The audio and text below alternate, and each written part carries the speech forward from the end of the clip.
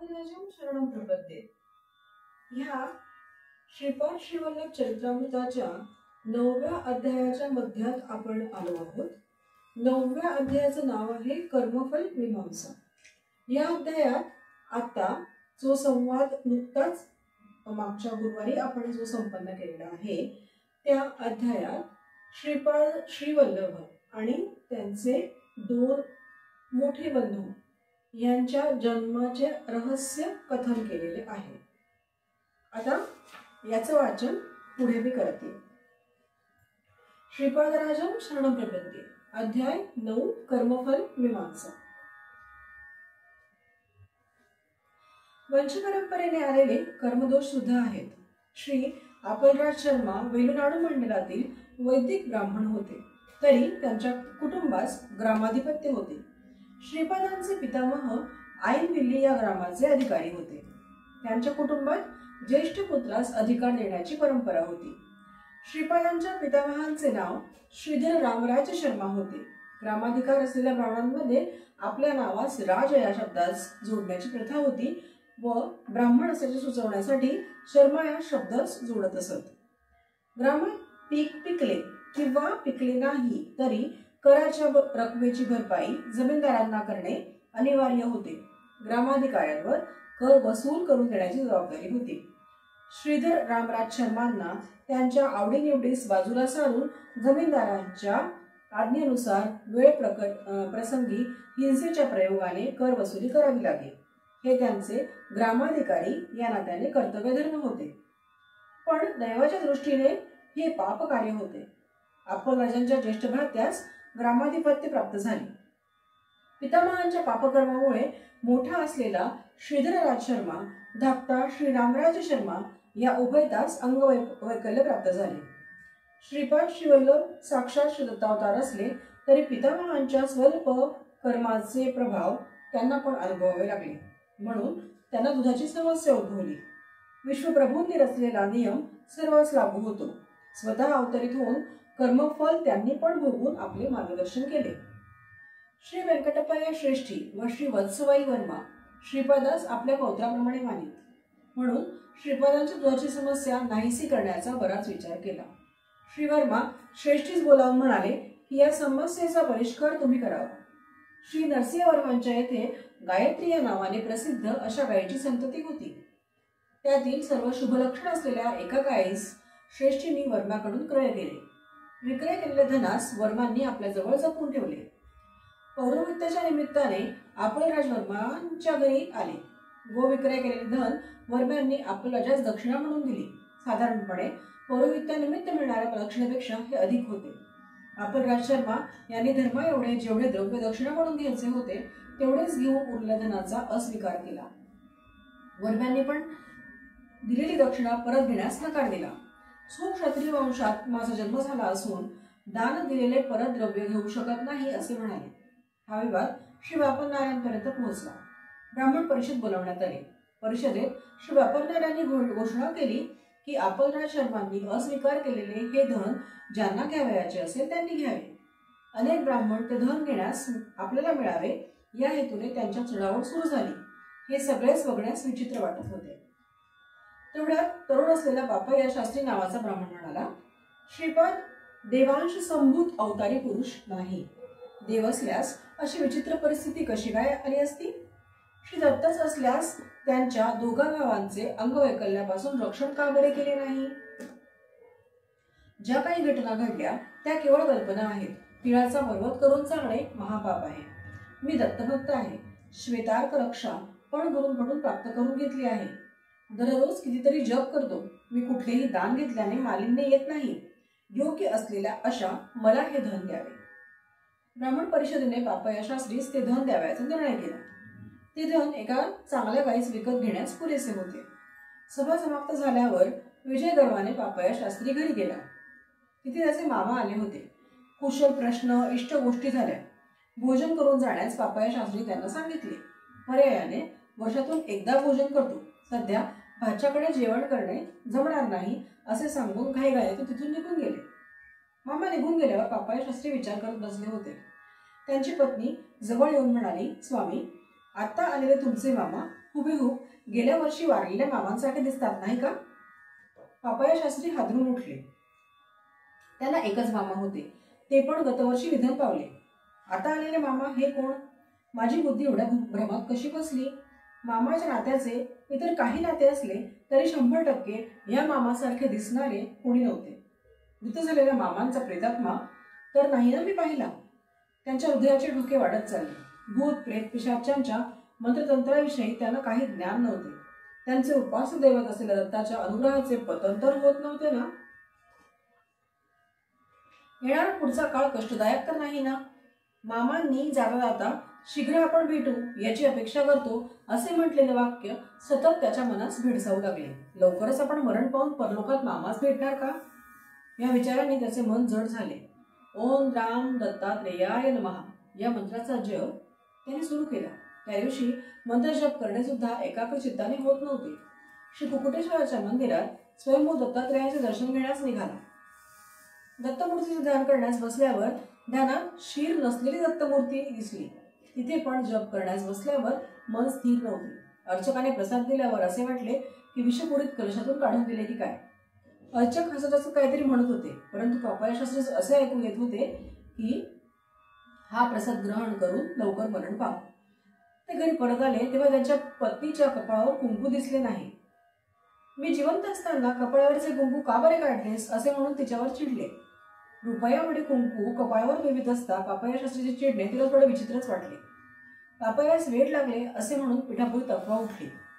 किंवदंती अफवा याचे प्रमाण पिठापुरात जास्त होते. पापयास मानसिक व भूत चिकित्सा सुरू झाली. त्यांना वेड नाही असे पापया पदोपदी सांगत होते, तरी लोक मानण्यास तयार नव्हते. वेडा पण कधी कधी तर्कयुक्त भाषण करतो असे म्हणायचे. पापयाच्या पत्नीस एक उपाय सुचला. तिच्या पतीने अज्ञातवश श्रीपादांची निंदा केली. याचे कर्मभोग आहेत असा तिचा निर्धार झाला. पाषाणातील देवास शरण जाण्याऐवजी सशरीर असलेले श्रीपादांच्या शरणी जावे असा तिने विचार केला. ती श्रीपादांच्या घरी गेली. श्रीपादांना तिने कडेवर घेऊन लाड केले. कुणी नसल्याची संधी साधून तिने श्रीपादांना आपली दुःस्थिती सांगितली. श्रीपाद म्हणाले, आत्या, या सगळ्यांचा एक लहान उपाय आहे. तू माझ्या मातेसमान असल्याने तुला मी हे रहस्य सांगतो. तू काही वेळ न घालवता नूतन गृहाचे निर्माण कर. तू व मामा वास्तुपूजा करून त्या नूतन गृहात प्रवेश करा. लागलीच सगळे काही बरे होईल. श्रीपादांची अशी आज्ञा झाल्यावर तिने सांगण्यास सुरुवात केली. काही सांगण्यास सुरुवात केली की ही विपदा भाड्याच्या घरात राहत असल्यामुळे तिच्यावर कोसळली. म्हणून शीघ्रातिशीघ्र स्वतःचे घर बांधायचे असे तिने आपल्या बांधवास पटवून दिले. मग काय विचारता, पुढे एकाने पापयास एक जीर्ण झालेले घर भूदान म्हणून दिले. लागलीच घरातील सगळी संपत्ती, धन इत्यादींचा विक्रय करून जीर्ण घरास पाडून नूतन गृहनिर्माण कार्य सुरू झाले. गृहनिर्माणासाठी ऋण सुद्धा घ्यावे लागले. पर्वतशिला आणून त्याची शकले करून गृहनिर्माणात वापरण्यात आली. नूतन ग्रह प्रवेश केल्यावर पापया शास्त्री स्वस्थ झाले. बाबारे शंकरभट्टा पापयाची मृत्यूदशा चालू होती. त्यांचे अपमृत्यूच्या संकटापासून श्रीपादांनी रक्षण केले. त्याला मानसिक त्रास, अपमान, धनव्यय इत्यादी कष्ट देऊन कर्मध्वंस केला. एवढेच नव्हे, पापयाच्या पापकर्माचे शिलांमध्ये आकर्षित करून त्या शिलांची शकले करून पापयांचा कर्मनाश केला. कर्मध्वंस करण्यासाठी सिद्ध, अवधूत, विविध व विचित्र मार्गांचे अवलंबन करतात. स्वस्थ झालेल्या पापया शास्त्री श्रीपाद म्हणाले, तू केवढा बुद्धिहीन आहेस. तू मनपूर्वक आराधना करीत असलेला श्री दत्त सशरीर तुझ्या समोर उभा असला तरी तू ओळखले नाहीस, म्हणजे तुझे केवढे दुर्भाग्य. कुकुटेश्वर मंदिरात असलेली पाषाण मूर्ती तुझे रक्षण करील असा तुझा दृढ निर्धार होता. म्हणून तुझे संचित कर्म पाप पर्वत शिळांवर फिरवून त्याची शकले करून तुझे कर्मफळ नाहीसे केले. तुला नूतन गृह करून दिले. शरीर असलेल्या दत्तास शरण आला असता तर तुझे संचित संस्कार या शरीरावर ओढून घेऊन तुझे कर्मक्षय केले असते. भक्ताच्या भावनेनुसार भगवंताचे अनुग्रह फल असते. ही लीला घडल्यावर पापयाने श्रीपाद श्री वल्लभच दत्ताचे अवतार आहेत असे ओळखले. श्रीपादांच्या गृहाच्या समस्येविषयी श्री श्रेष्ठी व श्री वर्मा चिंतित होते. हा विषय घेऊन ते श्री सत्यऋषीश्वर श्री बापनाचार्य याचकडे जाऊन म्हणाले, हे राजश्री, आपण राजा जनकाप्रमाणे संसारात असून ब्रह्मज्ञानी आहात, ब्रह्मामध्ये लीन आहात. आमची एक लहानशी इच्छा आहे, ती आपण पूर्ण करावी. श्री बापनाचार्य म्हणाले, इच्छा व्यक्त केल्याशिवाय कसे बरे वचन देऊ. निसंकोच तुम्ही मला तुमची इच्छा सांगा. तुमची इच्छा धर्मबद्ध असल्यास निश्चित पूर्ण करेल. श्री श्रेष्ठी म्हणाले, मी श्री वर्मांकडून गायत्री नावाच्या गायीच्या संततीमधली एक शुभ लक्षणांनी युक्त अशी गाय विकत घेतली. आमचे कुलपुरोहित असलेले श्री आपलराज शर्मा यास ती गाय दान देण्याचा विचार केला होता. त्या गायीचे क्षीर श्रीपादांच्या सेवेत उपयोगी यावे याशिवाय आमची दुसरी इच्छा नाही.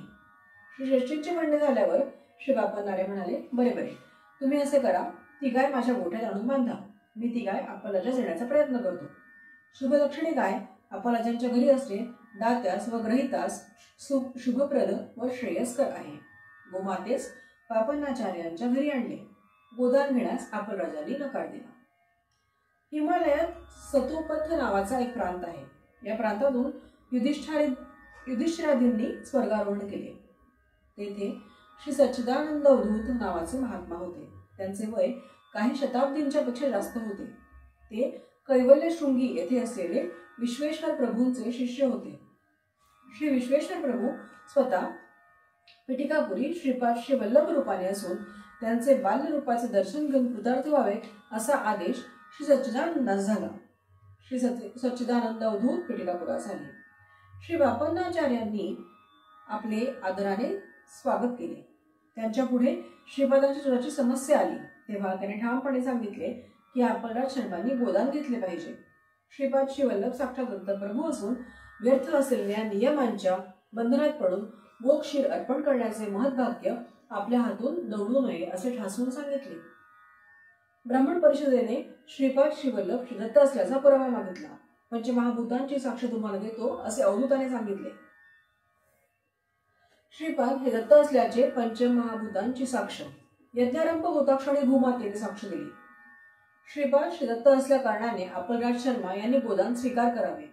श्वशुरांपासून जामातास प्रीतीपूर्वक दिलेले दान होत नाही म्हणून सत्यजुगीश्वरांनी श्री श्रेष्ठींकडून दान घ्यावे व भेटवस्तू म्हणून जामातास द्यावे हे भूमातेचे वचन होते. यज्ञारंभ झाल्यावर यज्ञस्थळ सोडल्यास इतर स्थळी पाऊस पडत होता. ही दुसरी साक्ष. यज्ञातील हविर्भाग स्वीकारण्यास स्वतः अगदी देव आले व गोदान घेतल्याने दोष नाही असे सांगितले. ही तिसरी साक्ष. यज्ञ मंडपा व्यतिरिक्त इतर स्थळी वायुदेवाने आपला प्रताप दाखविला. ही चौथी साक्ष. आकाशातून दिव्यवाणी झाली की श्रीपाद श्रीवल्लभ साक्षात दत्त आहेत. ही पाचवी साक्ष. असे पंचमहाभूत साक्षी झाल्यावर आपलराजांनी गोदानाचा स्वीकार केला. गोदानाचे फळ श्रेष्ठीस प्राप्त झाले. त्या कारणाने गायीच्या विक्रीची किंमत नरसिंहवर्माने आपलराज शर्मा यास देण्याचा निर्णय झाला. अशा प्रकारे अवधूतांच्या सान्निध्यात श्रेष्ठी व वर्म्यास अपूर्व अशा पुण्याचा लाभ झाला. भविष्य काळात कोकणद म्हणजे काकीनाडा या नावाने वायसपूर अग्रहार प्रसिद्ध होईल. श्यामलांबापूर, समरलाकोटा, श्री पिटिकापूर एकत्र होऊन महानगराचे स्वरूप धारण करेल. जगातील सगळ्या देशाचे, सगळ्या धर्माचे किंवा पंथाचे लोक कुठल्या जन्मी एके दिवशी पिटिकापुरी येतील व श्रीपादांचे दर्शन घेतील. श्रीपादांचे चरित्र संस्कृत भाषेत लिहिले जाईल. श्रीपाद श्रीवल्लभ चरित्रामृत हा ग्रंथ श्रीपादांच्या आशीर्वादाने प्रसिद्ध होईल. भूर्जपत्रात लिहिलेले ग्रंथ श्रीपादांच्या संकल्पाने अदृश्य रूपाने श्रीपादांच्या जन्मस्थानी 7 मनुष्यांच्या उंची इतके खोल निक्षिप्त राहतील. त्यांच्या जन्मस्थानी श्रीपादुकांची स्थापना व मंदिराचे निर्माण होईल. श्रीपादास गोदान केलेले महापुण्यशाली व्यंकटप्पा या श्रेष्ठी खरोखर धन्य आहेत. त्यांच्या कुटुंबात धनधान्याची समृद्धी असेल. ते हिरण्य लोकात थोडा काळ राहून पुन्हा महाराष्ट्र देशात ऐश्वर्यवंत वैश्य कुळात जन्म घेऊन श्री नृसिंह सरस्वती अवताराचे सुद्धा दर्शन घेतील. बाबारे शंकर भट्टा, हे गोदान अत्याधिक विशेष शुभप्रद आहे. तू पुरेपूर प्राण्याची तयारी कर. श्रीपाद श्रीवल्लभ सदैव तुझी रक्षा करतील. श्रीपाद श्रीवल्लभांचा जय जयकार असो. श्रीपादराजं शरणं प्रपद्ये.